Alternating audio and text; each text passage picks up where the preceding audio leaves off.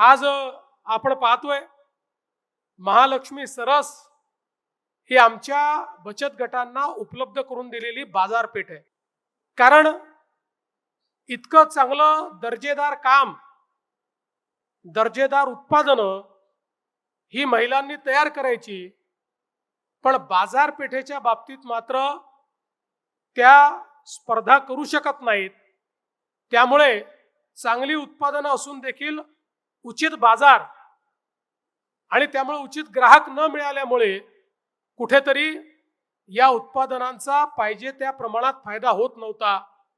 पण जेव्हापासनं महालक्ष्मी सरस जिल्ह्यापासनं तर राज्यापर्यंत विभागापर्यंत आयोजित करणं सुरू झालं आणि त्यातनं आमच्या महिलांना एक हक्काची व्यापारपेठ बाजारपेठ मिळाली आणि त्यानंतर मात्र आमच्या महिलांना कोणी थांबवू शकलेलं नाही।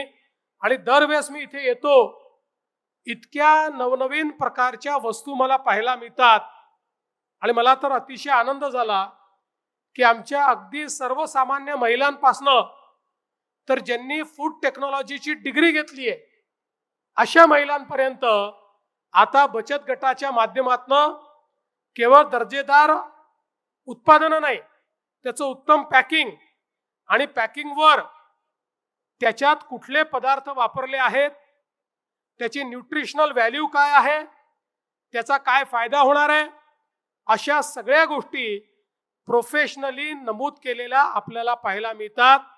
त्यामुळे मला विश्वास आहे की आता कोणाशीही कॉम्पिटिशन करण्याकरता आमची बचत गट तयार आहेत।